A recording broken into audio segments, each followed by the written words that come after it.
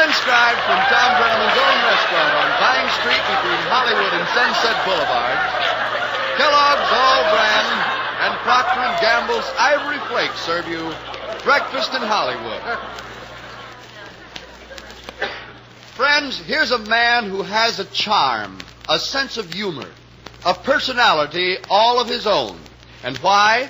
Because nobody else wants it. It's Tom Brenneman.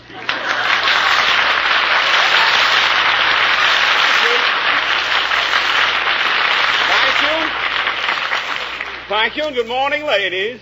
Yes, first of the week, greetings to you out there at the other end of the network. Greetings from the ladies having breakfast in Hollywood. Here we are, back in the home base after a pleasant visit. We'll have more to say about that later. Suffice to say, we do get around. Sometimes it's hard to say, but how? But we do manage to gad about, and we're going to gad about some more. Right now, we're going to gad about the restaurant, visit some of our folks. This being the Ivory Flake section of our little shindig, we kind of like to say hello and find out where they come from. Certainly every state in the Union is represented here this morning, I think. Everybody except from Arkansas. I didn't hear Arkansas. Are you? Will you please stand up? Well, good, you have shoes on, haven't you? What's your name? Virginia Shirley, Springdale, Arkansas. Virginia Shirley. You're from Warm Springs, Arkansas. Hot Springs, Arkansas. Well, there is a Warm Springs, Arkansas, isn't there? Warm Springs and Hot Springs. Mm-hmm. We'll look into that. Maybe we'll have some lukewarm springs. Who are you? I'm Mrs. Lily Crum. Mrs. Crum? Yes. Where are you from, Mrs. Crum? Well, I've been living here in Los Angeles for 23 years. My home is in Dayton, Ohio. Good. Originally from Dayton? Yeah. You're one of the Dayton Crums? Yes. Yeah. C-R-U-M? C-R-U-M, yes. Good. And what is this lady's name? Petticord. Mrs. what Petticord, Miss Petticord? Ms. R.C. Petticord. From Los Angeles. No, from there. Huh? Well, she ought to know where she's from. Where is your home, Miss Petticord? Well, I've been out here for a year or more. Yeah, you're living here, aren't you? Yes. And what is your name? Effie Collins. From where? From Dayton, Ohio. Well, you mind your own business. All of them live in Los Angeles, Van Nuys, Long Beach, and they say they're from some other place. And good morning, and who are you? I'm Mary J. Bernard from Spokane, Washington. From Spokane, Washington. Yes, sir. Good. You know the deserts up there by any chance? We don't have deserts up there. Yes, the deserts. In what? Not in in Washington. Oh, the Desert Hotel, yes. Sure. You know the desert. Sure, I've been there lots of times. Well, I just wondered if you knew that family. No, I don't know the family. Yeah, Personally, I know the hotel. Yeah, we're going up there on our vacation. You'll have a How good is the time. weather up there? Just fine. Right now, about this time of the year, it is nice. Yes, it is fine. Not so hot as it was down this way. What is it? Not so hot as it was down this way. We got a very hot drive coming down from Monday and Tuesday. Well, look, yes, but you came which way? The inland. You came the inland Yes. one, and it was a little warm through the desert, through Redding and Very warm. Uh-huh. Yeah. Well, you're in the desert there. Isn't that right? Yes, but that's different from the desert in Spokane. Oh, I don't know whether it is or not. As far as the Desert Hotel is concerned, they can stand some of that heat. In room 206, they put me one year, and Well, it's all air conditioned now. it is. Yes. Well, how do you know? Well, I occasionally go there. Oh, you do? Yes. I live there. in What was your Spokane. name again? Mary J. Bernard. Bernard from Spokane. Yes. How long have you lived in Spokane, Miss Bernard? Oh, I've lived there several years. Good. But I'm visiting people on the coast now, and I came down with them. My friend, Frank Christensen, is coming down to this big bowling contest tournament in Los Angeles that's coming off very soon, and I hope he wins, he and his team. He's from Olympia, Washington. He's from where? Olympia, Washington.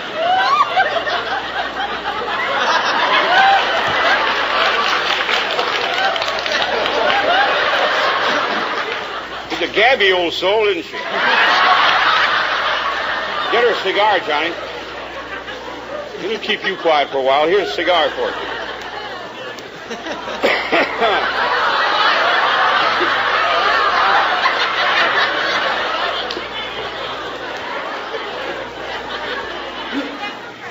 Speaking of the American Bowling Congress, we've had a number of the boys and girls in here from all over the nation. I understand we have a contingent in here from where? What's the name of the city? Syracuse. And what? Wait. Huh? I don't know why I mentioned it now. I mean, in the first. Who was the mayor of Bradford, Pennsylvania? Bradford, Pennsylvania. Yeah, sent me the lighter. Mayor Ryan. Yeah, I gave him a key to the city out here a few years ago, and he sent me a beautiful lighter with the boys. How'd your club do? Have you bowled yet? Not yet. What is your name? Joe Young. Step out a little, Joe. Let them see you. Joe. Wait a minute. You step back now, Joe. That light hits your head and kind of blinds me.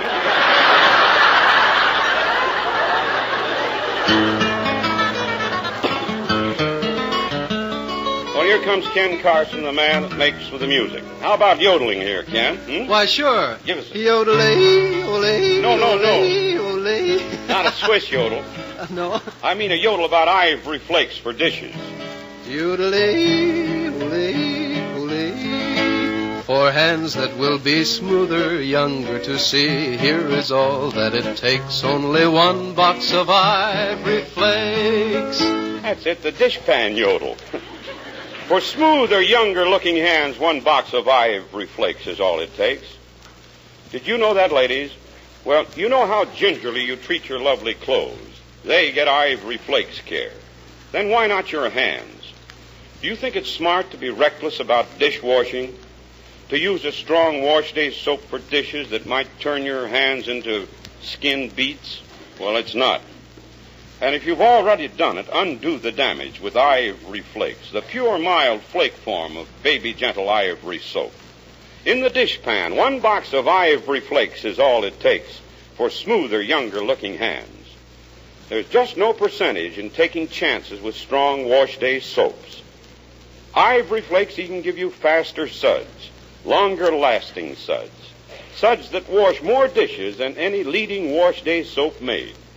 In short, for speed, for suds, for hands that will be smoother, younger to see, here is all that it takes. Only one box of ivory flakes, pure ivory flakes.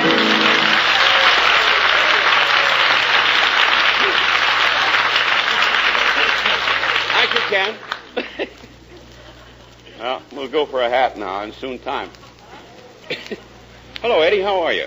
Good. Fine, Tom. What brings you out so early in the morning? Well, seeing as I sing in your restaurant every night, Tom, There's Eddie Childs, who is one of the stars in our show here in the restaurant. Take a bow, will you, Eddie? Plays a lot of piano, sings a lot of songs. It's a pleasure, Tom. Glad to see you out this morning. Well, thanks. Gosh, you must have met yourself going to bed, eh? Well, I didn't get Getting much up. sleep, you know, but No. your friend, Mr. Kern, said that it's good for my health not to get any sleep to come down here, Tom. You look healthy enough, buddy. Fine singer, fine pianist. He's featured here in this show in the restaurant every night, save Monday. Well, we're going for a hat. Tom, there's two here. There's a brown shell that bends forward. Like that one? There's flowers on the back there. Pretty sensible today. I spotted one somewhere. Yeah, there's one back there, Johnny, and there's one identical back there almost. They came from the same pheasant farm.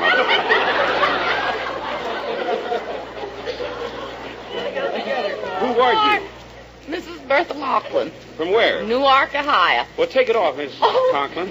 Conklin, is it? Laughlin. Oh, Laughlin. You're Mr. Laughlin? That's right. Hello. You look happy about this. Who are you back there? From where? From Los Angeles. Well, you have a hat, too, with one of these feathers. Where did you get yours? Oh, I see. You got yours in Hollywood. And where did you buy yours, Miss Laughlin?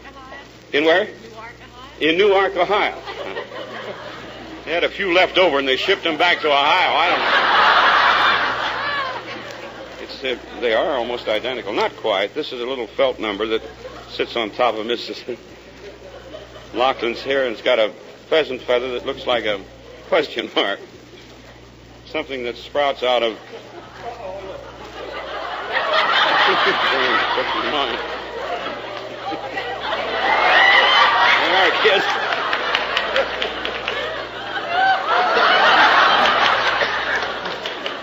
on the bias on my head, I don't stood straight up out of hers. Thank you, Miss Laughlin. It's a very attractive hat. You what? What'd you say, Mr. I laughed, too, when she brought it home. Oh, you laughed, huh? Who paid for it? Sucker. We know. What did you say? I want you to repeat that. What did you say? I said they have an expense account for the Ferris Tire and Rubber Company. What, you work for the Ferris Tire and Rubber That's Company? right. And the hat is on the expense account? Well, I hope the boss didn't hear it. You what? I hope the boss didn't hear it. But... Oh, no, he didn't hear it. What was your first name again? Gene. Gene Laughlin, Oh, the Ferris Tire and Rubber Company. Indoor. Pads his expense account with his wife's hat. How long have you been with the company? How long have you been with the company? 16 years. Well, you've had a nice stay, brother. How do you like that? Major, we'll let you draw a number out of here, will you please? And we'll award our wishing ring. What is your name? Major M.J. Grebb from San Mateo, Tom. Good to see you. Thank you. And you? Mrs. Don Linder, Beverly Hills, California. I'm Mrs. Grebb from San Mateo. That's all. Just one number's all I want. You are. Don Linder from Beverly Hills. Good to see you, Don. 19958. 19958 will win the wishing ring. All right. Remember, ladies, to keep saving used fat. I tell you this every day, but it is so important. The fat shortage is worldwide, so everybody, every day, save every drop.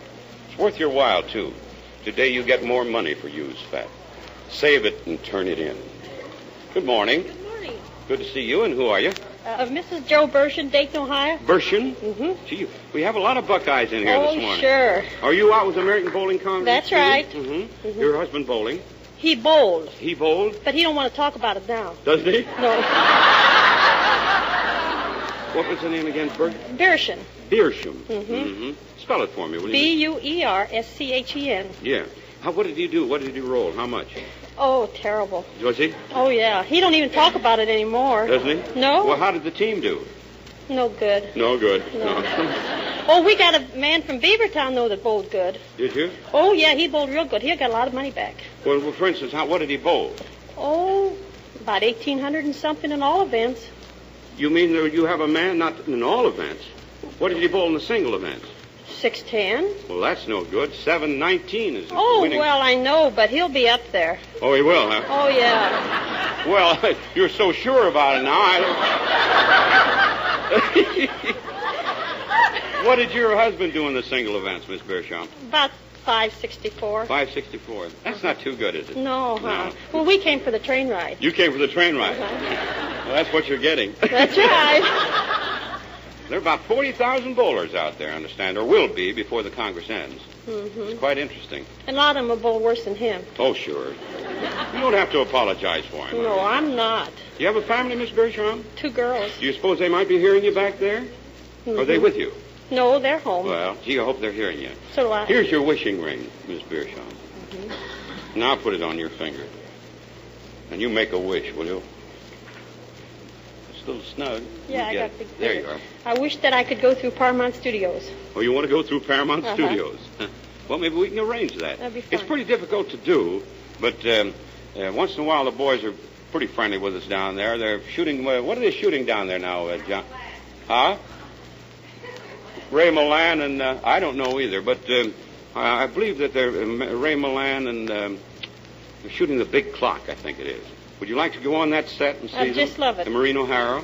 They have a lot of surprises for you. If you do get in, Mm-hmm. you'll have luncheon and meet a lot of stars. Oh, that'll be swell. Would you like that? Oh, yeah. How many are in your party?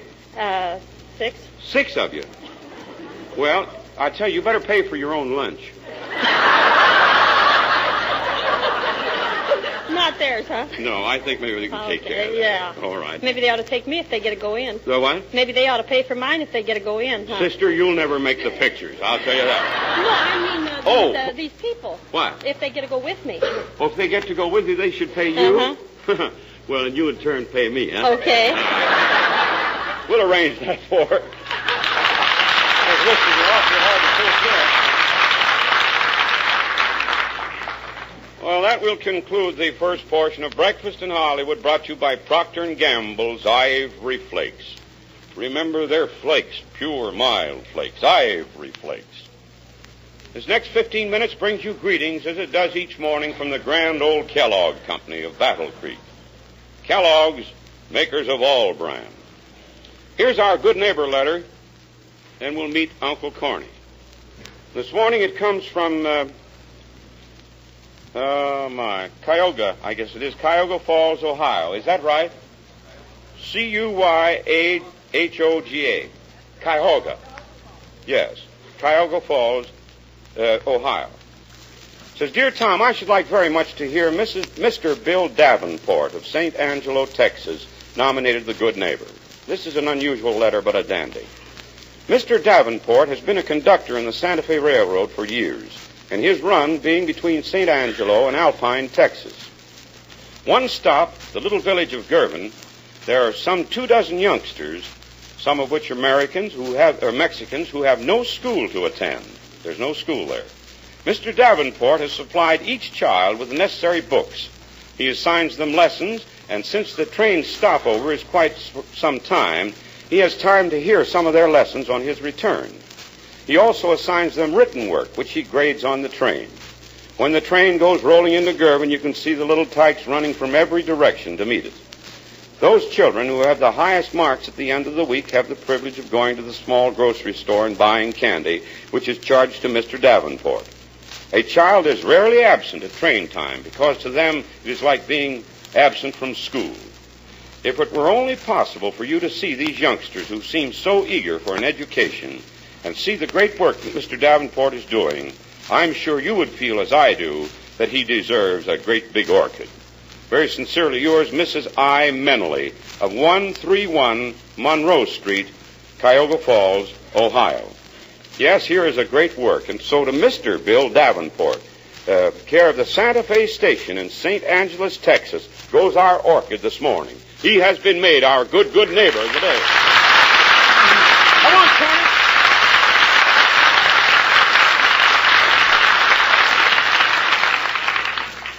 Hello, Corny. How are you this morning? Well, I ain't so good today. You don't feel good? No. Went to bed last night and fell fast asleep. I was really pounding my ear, too, and then I started to talk in my sleep, and my wife got a load of what I was saying, and... Well, what happened? She started pounding my ear, too. Gave you a little trouble? Yes. Well, I wouldn't stand for it, Corny. Why don't you let her know who's boss? Put your foot down. Eh? I say put your foot down. I finally did put my foot down. You did? Yes, and what a relief. She had it wrapped around my neck. Well, I'm surprised at you two. I always thought that you got along fine, Corny. That you two of you were practically inseparable. Well, we are practically inseparable. Mm-hmm. You are. Sure, it takes 6 people to separate us when we get going. I see. Have you a little joke this morning, Corny? Eh? I say, do you have a little joke? No, I ain't. Well, you have something to say. Well, I got a little moral about marriage. You have a little moral about marriage. What is it? Well, sir, when a man starts playing with fire... Yeah? Brother, it's his wife who gets burned up. Yeah.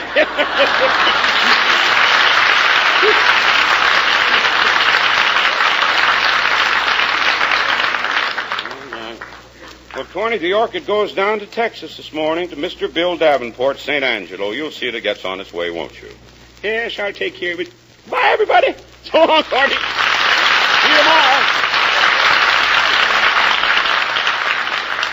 You know, like most show folks, I believe in giving applause when it's deserved. So here's where I give a big hand to the grand old Kellogg Company for making that grand cereal, Kellogg's All Brand. And if all the people who've been helped by this fine cereal join me, that applause would be heard from coast to coast. For Kellogg's All Brand has benefited countless thousands of folks. And here's why. Kellogg's All Brand is a natural laxative food. Thousands who have suffered from irregularity due to lack of bulk have solved that problem by eating Kellogg's All Brand every day and drinking plenty of water. Now, if you or anyone in your family is troubled by such irregularity, just give Kellogg's All Bran a 10-day trial.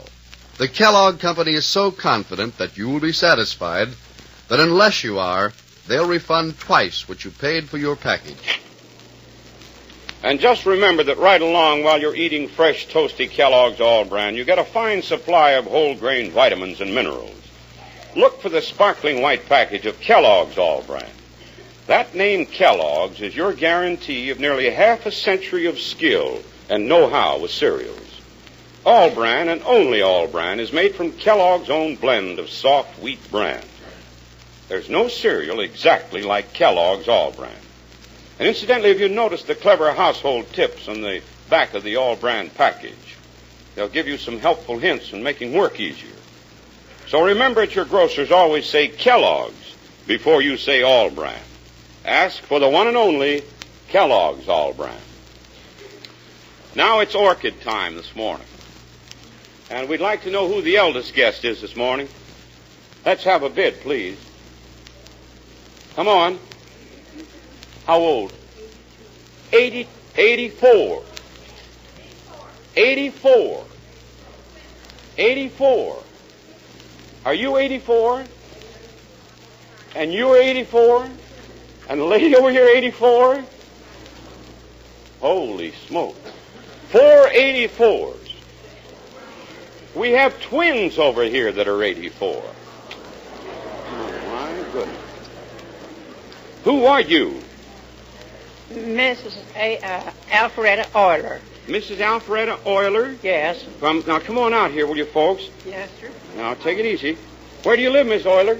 I live in my home's in Kansas. And you're the other twin? Yes, sir. And your name is? Vanetta Myrick. Maury? Myrick. Myrick. M-Y-R-I-C-K. And you live in Los Angeles? No, sir. My home's in Missouri, Gender County, Missouri. Oh, good, good. What was your maiden name? Wilford. The Wilford. Wilford, W-O-L-F-O-R-D. The Wilford girls. Yes, sir. All right, now come on. Now you go out there and stand for just a moment, will you, ladies? And who is the other lady here? Come on out here now. We'll get them all this morning. What is your name? Davis. Mrs. what Davis? Mrs. O.E. Davis. From where, Miss Davis? Columbus, Ohio. From Columbus, Ohio. And the other lady back in there, bring her down, too. I don't know. I don't believe we have 4 orchids, do we? Well, we'll have to give the orchids to the oldest. Here she is.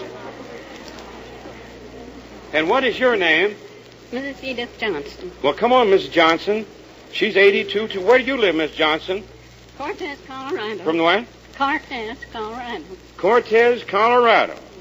Well, here's the backfield for the 1860 edition of the Bloomer Girls football team.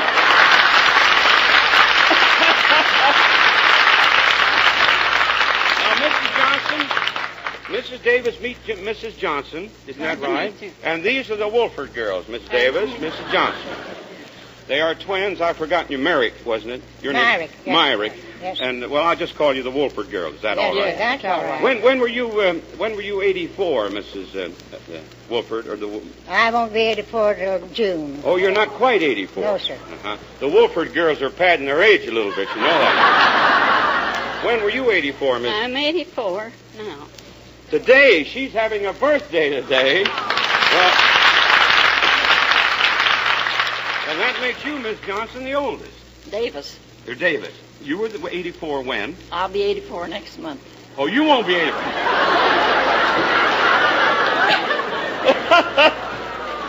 we're all padding today. You're all padding, all except she just got under the wire today. Mrs. Johnson. Yeah. Yes. Well, that's swell. Well, now, Mrs. Johnson, you were born where? In Wisconsin. In Wisconsin. Mm-hmm. Uh-huh. And how about you, Mrs. I was born in Ohio. In Ohio? Yes. And the Wolford girls were born where? In Missouri. Now, they've answered together, too, don't they? In Missouri? Yes. Where in Missouri? Gentry County. In Gentry County? Yes, sir. Uh-huh. My golly, you don't look much like twins now. Don't think so? so? No. There's a little resemblance, but not a great deal. Of course, you don't dress alike. That doesn't, that kind of detracts a little. Yes. Did you ever look like real twins? No. You weren't identical? No, sir. No. I have twin brothers myself, and they don't look any more alike than then I look like Clark Gable. Well, now, I will take that back. I do resemble Gable a little bit. Well, folks, now we'll start back with you, Mrs. Johnson. Yeah. You're going to have a birthday party today? This is the birthday party. Oh, this is your birthday party. Look, the Wolford girls, do you sing? No, sir. Don't you sing? Haven't you ever sung? Oh, yes. Sure. You can sing Happy Birthday, can't you? Can't you sing Happy Birthday? Well, I don't know whether I can or not. I can try it. Oh, and Mrs. Davis, would you stand over here, please, too? You're not quite 84. You can sing Happy Birthday, can't you? I don't know. I don't sing. Huh? Well, try it anyway. I'm afraid the three of you, I want I'm you to afraid I'll throw the rest off the track. I don't think so. Oh. After all, it's 2 against 1. We're going to sing. Your first name is what? Edith. Edith. We want you ladies, 3 ladies, to sing Happy Birthday, dear Edith. Now, come on. Happy birthday to you. Come on. Happy birthday to you. Happy birthday to you. Happy birthday to dear.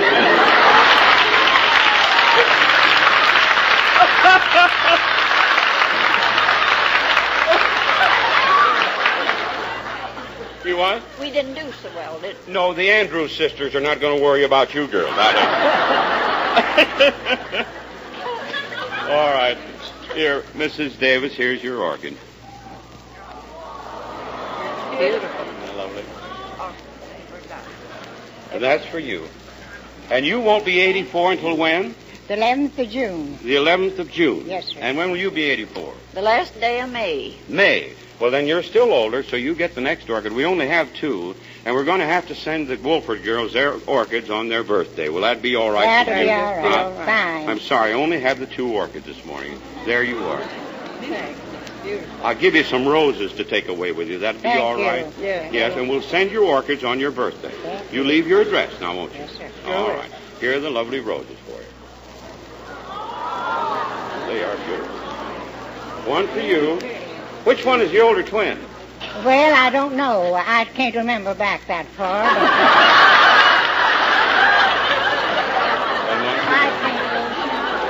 There you go. That's fine. And I hope you have a swell day, Miss Johnson. And good luck to you all. Now, we're going to have to get off this air awfully fast. Here's a little birthday kiss. One for you. You get yours in June. Come on out with your songs, folks. Goodbye, Mrs. Goodbye. Goodbye, honey. Here's one for you, too.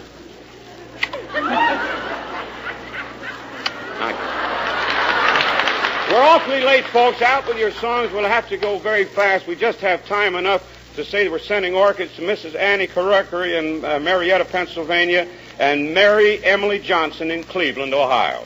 They are 100 years old today. Right now, that's all. Johnny, take it and keep it. And that ends our Hollywood is brought to you transcribed at the same time every day, Monday through Friday, by Kellogg's All Brand and Procter & Gamble's Ivory Flakes. Say, what's the one and only Snap Crackle Pop cereal? The only breakfast cereal so crisp it snap, crackle, pops in milk? Surest thing, you know. It's Kellogg's Rice Krispies. Golden bubbles of oven-popped rice, crisp as crisp can be. They fairly sing out with good eating. They're light, they're delicately delicious, they're freshly crisp, and yet they're a swell energy food. Today, get America's favorite rice cereal, Snap, Crackle, and Pop cereal, Kellogg's Rice Krispies. This American Broadcasting Company.